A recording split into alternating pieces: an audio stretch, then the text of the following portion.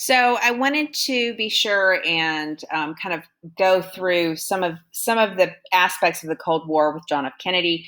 Um, some of this that these particular slides are actually designed for the chronological approach. So some of this kind of moves back and forth. The big thing is remember that Eisenhower, he ushers in a little bit, he represents kind of this new change in the Cold War approach. So we're going from kind of Truman doctrine containment to what, Eisenhower refers to as a new look, right? A lot of this has to do with espionage. You have the CIA getting really crazy and out of hand in places like Guatemala and places like Iran. So you've got them doing some things like that. And really the U.S. investing heavily in nuclear weapons. Now, Eisenhower, of course, will give his famous military-industrial complex speech at the end of all of this, so there's some irony there. He's dealing with this question about prosperity for all. So there's some interesting questions that come out of this. Now, understand that as we're going into the 1960 election, that you've had the launch of Sputnik in 57. We've had a U-2 spy plane shot down in 52. And then in 1960, you're starting to have Khrushchev making a lot of noise about removing some nuclear weapons. And so there's lots of tension that's happening at the end of the 50s going into the 60 election. And so Kennedy is able to make a lot of noise about Eisenhower's failures with the Cold War, and he manages to walk away with that election, which is pretty tight, right? And of course, he's got lots of civil rights stuff going on at the same time. Big thing that he does is, you have him putting in, creating this new frontier with this challenge to put a man on the moon. He really focuses a lot on Cold War kind of gamesmanship over in Europe. He and Khrushchev are going toe-to-toe. They have several diplomatic meetings where they don't get along very well. And in fact, it's at this point that you'll have Khrushchev and the Soviets building the wall around Berlin. And you'll have the Berlin Wall going up, which will stand as a symbol of the Cold War all the way until it comes down in 1989, whatever century, and so you have him kind of dealing with that. Now, Kennedy will, he will come in and what is this thing doing? Why is it losing its mind? There we go. So he will talk about having a flexible response. He wants to back away from nuclear weapons, and he wants to embrace this idea of kind of special forces. So the creation of the Green Berets, that emerges during this period. You have increased aid for Vietnam. So it's really from Eisenhower to Kennedy that you see a kind of this retrenchment of domino theory, right? Now, Kennedy is doing this in part because, remember, he was pretty harsh on the Eisenhower administration. He doesn't want to appear soft on communism. So you have him kind of creating this idea of kind of national liberation of, but then having this troubled relationship with Vietnam in particular, wants to focus a lot on the Peace Corps, on humanitarian aid, on public works. So you can kind of think about that in terms of, say, the Roosevelt Corollary or the dollar diplomacy. Again, has a mixed response. It's hard to say to what extent that really had an impact. Space race, of course, is a big part of this. Bay of Pigs, this is going to be another part of what happens. So, Cuba, part of what Kennedy had criticized Eisenhower for in like 1958, 1959 was because Cuba had fallen to communism. Castro had led a takeover. And you'd have to go back to thinking about imperialism and the Spanish-American War to get a sense for how the United States had treated Cuba. Cuba had technically gained its independence by then, but the problem with that independence was that it was not particularly, it was still being very exploitative of the Cuban people. And so Castro leads this overthrow. Well, towards the last days of Eisenhower's administration, the CIA comes up with this plan to help orchestrate a takeover, and it doesn't go anywhere. And so what will happen is that the CIA will come to Kennedy excuse me, right after the election and be like, hey, we've got this great plan, right? And, he wants to look tough on communism. So he gives them the go ahead. And the Bay of Pigs crisis turns into a huge fiasco. It's a hot mess. And so he has to cancel it, and it's really kind of embarrassing for Kennedy. But it's into that context, right? So you have the Bay of Pigs crisis in the spring of '61. You have the Berlin Wall going up in the summer of '61, and then you're going to see that the Cuban Missile Crisis happens in 1962. So the U.S. has a spy plane that finds out that they're putting weapons in Cuba. And he orders a naval blockade, although he calls it a quarantine, not a blockade, because blockades are seen as an act of war. And you have this real kind of series of tension. Now, what's interesting about the Cuban Missile Crisis is that it's very clear that both the U.S. and the Soviet Union don't really want to go to war. So Khrushchev and Kennedy find a way out of this, and they start kind of withdrawing from, kind of backing away. And reach an agreement, where the Soviets will take out the missiles in Cuba, the U.S. will, and the Turkey part of this was secret, right? Basically, it was kind of like, hey, we promise we'll do this, but we can't admit this is part of the deal.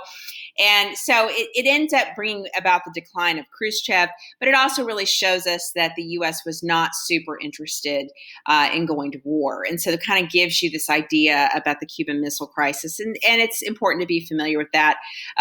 Kennedy will die in November of '63, and in the midst of all this, you have lots of civil rights stuff going on, which we'll be talking about in the next unit. Now, it's into this context that you have Vietnam happening. Vietnam is absolutely one of the big parts of the Cold War, in part because it's such a hot mess for the United States. Understand that it's tangled up with World War II, it's tangled up with the Cold War, it's tangled up with this transition into this kind of into this 1970s world that we're familiar with. And so what happens is that you had Vietnam was called French Indochina, right? It had been colonized by the French, and the French controlled these different zones of Vietnam, and eventually, of course, that particular area is going to become Vietnam, Laos, Cambodia, and then Thailand. Although Thailand had always kind of existed on its own. If I have any The King and I fans, that's Siam actually. So part of what happens is it had been a French colony. Japan, with World War II, goes in, takes control. And it's during World War II that the Vietnamese start really pushing back against colonization, whether it's by the French or the Japanese. So Ho Chi Minh, who had actually been at the Paris Peace Conference after World War I, really had kind of believed that the United States might support decolonization, he was horribly disappointed. So part of his radicalization journey begins with the frustration with after World War I. But he comes in during World War II and kind of helps lead this nationalist movement. And really, so these are the same people that are helping fight against the Japanese. Well, when World War II is over, of course, the U.S. is more concerned about helping Japan rebuild because we want Japan to be a counterbalance to China, a counterbalance to the Soviet Union because of its proximity. And that's into this that you have these nationalist movements take over in China. The Chinese communists win. The Chinese nationalists get pushed over to Taiwan. And so this is part of what kind of freaks everybody out. And so it's into that you have the Truman Doctrine and the Korean War. And so the U.S. becomes dedicated through the Truman Doctrine, through the idea of containment and helping the French hold on to Vietnam. And so beginning as early as 47, 48, we're starting to send some assistance and aid to the French. And that will only continue. And so the French, the Viet Minh, as they're called at this point, are fighting against the French. The Viet Minh are trying to advocate for independence. But the U.S., because Ho Chi Minh's affiliated with communism, we won't hear of it. So we're not talking to Ho Chi Minh. We're not realizing that this is really about independence. And so the French and the Viet Minh go back and forth. By 1954, the U.S. is paying for most of this war. Remember, the French have been decimated by World War II. So obviously they don't have the resources to keep doing that. And so, this idea of Vietnam being independent, what is the U.S. responsibility, is part of this domino theory, this idea that if we let Vietnam become communist, suddenly all of Asia could become communist. And this is part of the anxiety, and you have to keep this in context with what's happening in India and what's happening in South Africa. I mean, there's lots of drama happening in these other places. So in 1954, you have a battle called Dien Bien Phu. If we were world history, we might talk about that a little bit more. If you're into military stuff, Dien Bien Phu is a really interesting kind of battle. The French decide, you know what, forget this. And this leads to the Geneva Accords of 1954. And again, because our go-to response is partition, we basically draw a partition in Vietnam. We say, okay, Ho Chi Minh, the North Vietnamese, or the Viet Minh can control North Vietnam, and then South Vietnam will be controlled by what are really kind of the leftovers of the French colony, right? And that we'll have some kind of free and fair election in 1956, and the country can decide about unity. Except that Ngo Dinh Diem, who's the leader of South Vietnam, supported by the United States, very influenced by the French, very anti-communist, very Catholic, very much part of this kind of colonial elite that had worked with the French. And so he's very disconnected from the Vietnamese people, and opposes Buddhism. And so he knows he's not going to win, right? That most people in the country are Buddhist, that they want independence, that they don't want westernized powers, but really they just want to be left alone to do their thing. And so he refuses to allow these elections. And he says, oh, well, Ho Chi Minh's going to throw the election. And it's possible Ho Chi Minh's people weren't necessarily angels either. There was lots of bad groups on both sides. And so all of this leads to this rising tension. So 1956, there's supposed to be elections and there aren't. This leads to what is essentially a civil war in Vietnam, with kind of the Viet Minh and the communist South Vietnamese, the Viet Cong, fighting together, and then the South Vietnamese army, the SVA, fighting in the South, and the U.S. beginning to help a lot more, right? Sending more advisors, more military, all that kind of stuff. And again, it's not that people are that the North Vietnamese were good or that the South Vietnamese were good. There's good and bad on both sides. What's really sad is that the Vietnamese people were trapped in the middle of this kind of civil war, and it was just really horrific. And so Kennedy takes over from Eisenhower, and so he continues to increase this aid. Remember, he embraces special forces and all that kind of stuff. But as Kennedy's going through his presidency, he's increasingly convinced that Diem is a problem. Diem's a problem because his regime is corrupt. He's targeting Buddhist temples and Buddhist people, not allowing the free expression of Buddhism. Buddhist monks are setting themselves on fire, what's called self-immolation, in protest. And so by 1963, the American ambassador basically is like, hey, like, I really think we've got to allow Diem to be gone. The South Vietnamese generals want him gone. And Kennedy gives the okay. Well, what ends up happening is Diem gets assassinated and looks pretty bad, right? Now, Kennedy is assassinated shortly after that as well. So not a whole lot comes out about that, but that's part of the context. So you have the South Vietnamese leadership shifting over and the U.S. having to take on more. That's a picture of a monk setting himself on fire. And so Kennedy gets assassinated, and LBJ is the one who takes over. Now, of course, he's initially mostly concerned with the Civil Rights Bill, right? He's pushing that through. And he's in an election year. 1964 is an election year. And so he wants to kind of keep going the way things are in Vietnam. He doesn't want to change anything at this point because it's an election year. But then in August of 64, you have two torpedo boats that fire on an American destroyer. Now, what we know now, thanks to the Pentagon Papers that come out in 1971, is that really this was a mistake. That first off, there were not two attacks, there was only one, and it was a mistake, and it was never intentional, and that American ships were not supposed to be there, right? That they were actually in violation of North Vietnamese waters. So the Vietnamese were perfectly okay to fire on American troops if they'd wanted to, but they didn't intend to. And so you have really what is essentially a horrible mistake, leading to kind of a series of decisions. You have LBJ ordering airstrikes. You have the Gulf of Tonkin resolution given by Congress, which essentially gives over congressional war-making powers. This is one of the big concepts you want to hold on to, is that the Gulf of Tonkin resolution releases that war-making power to the president and says, hey, the president can do whatever he needs to take care of American troops, right? And we'll just keep footing the bill. And this is not the way the Founding Fathers had intended, right? Declaring war was up to Congress to do, not up to the president, even though he was commander in chief. Now, what we'll see is at the end of Vietnam, the War Powers Act takes some of that back, but there's still some questions. I mean, we've got an authorization for war in 2003 that still sometimes gets used for the war on terror, even when we can argue that it's not really the war on terror anymore. So there's some questions about this balance of power and checks and balances system. Fighting begins in March of 65. The North Vietnamese attack American bases. The U.S. counters back with Operation Rolling Thunder, which is a massive sustained bombing campaign. And by 1966, we have 400,000 troops in Vietnam. And in 1966, I mean, you understand that, first off, initially, most people are like, how dare they have attacked us? You do start to have some groups that are a little bit concerned about American presence there. Sorry. Sneeze. Sorry.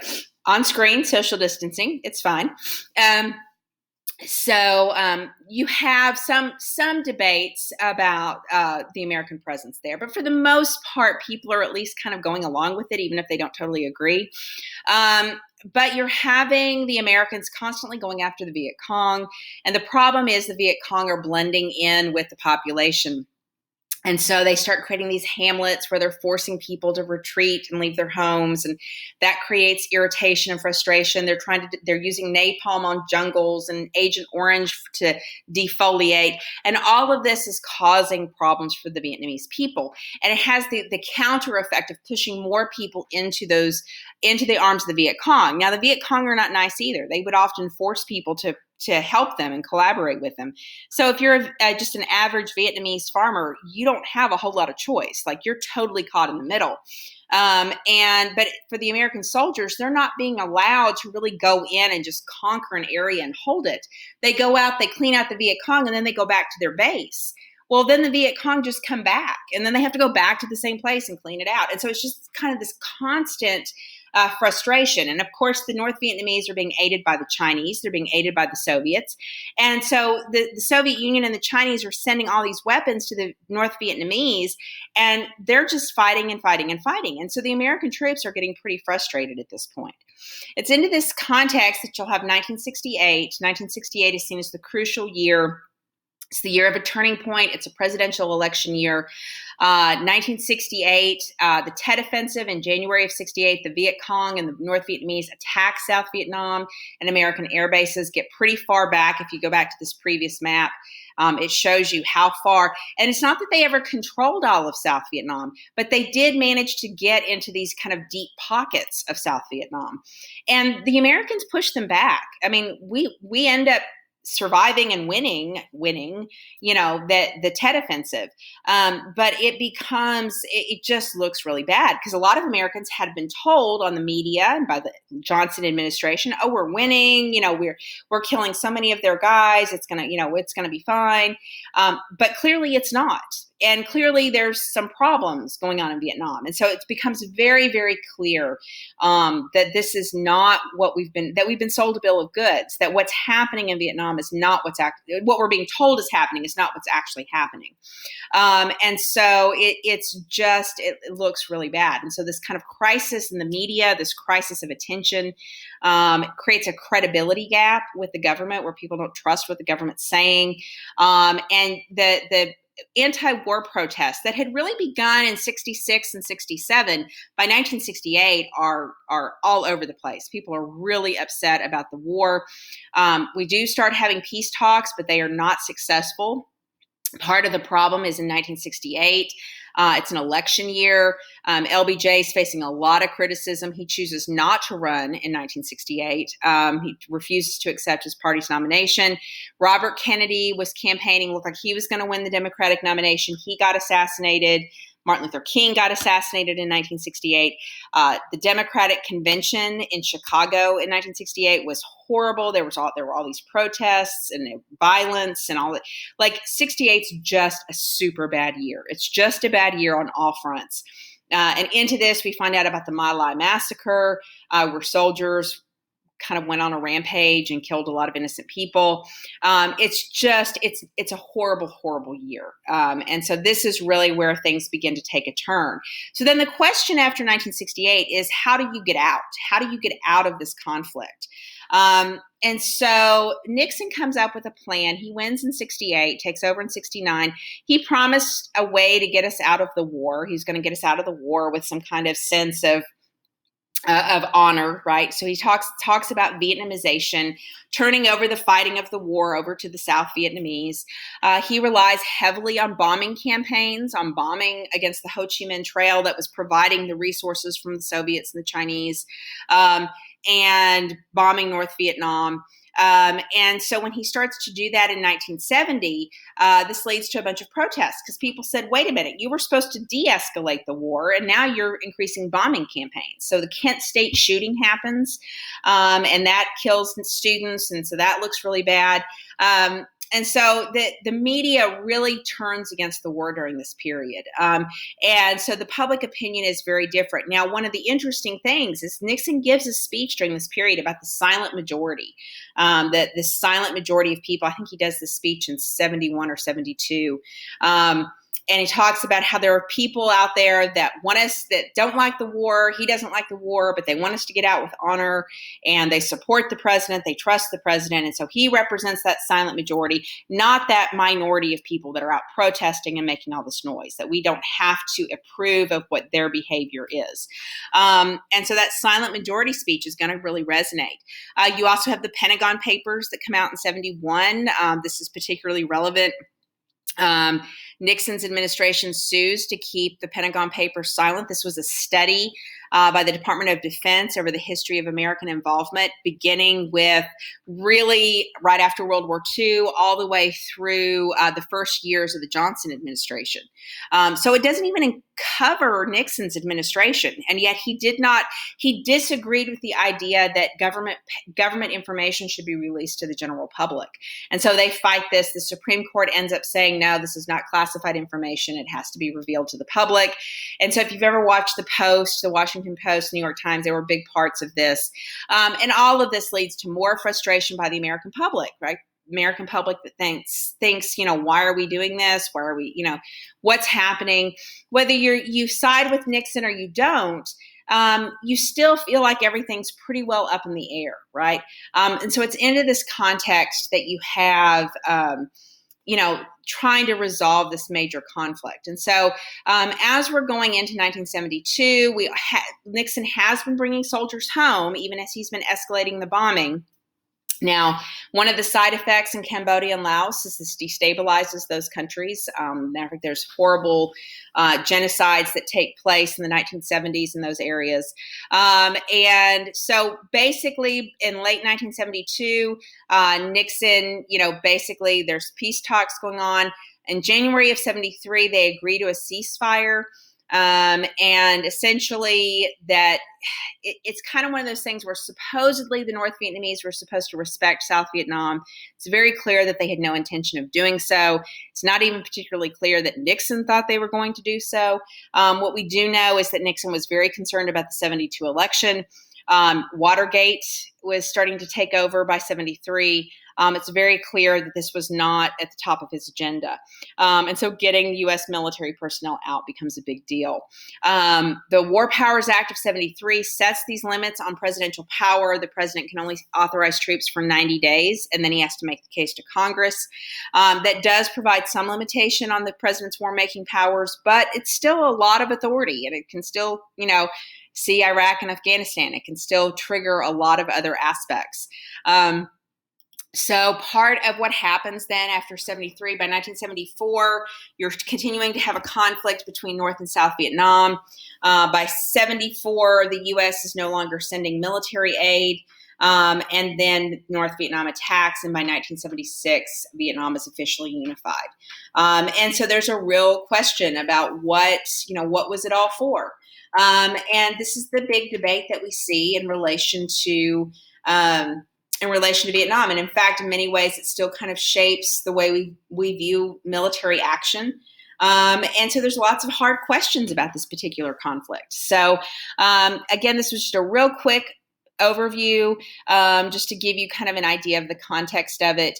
So I'll talk a little bit more about Nixon and kind of the end of the Cold War in the next section. Just know that for right now, the focus after Kennedy, after the Berlin Wall goes up, after the Cuban Missile Crisis, the focus shifts completely to Vietnam, and it's all about Asia. And things with the Soviets are kind of, it's still tense, but it's very, very different. And it's not going to, and the supreme irony is that as Nixon is kind of wrapping up Vietnam, you also see him really changing the course of the Cold War, which will be what the next lecture is about.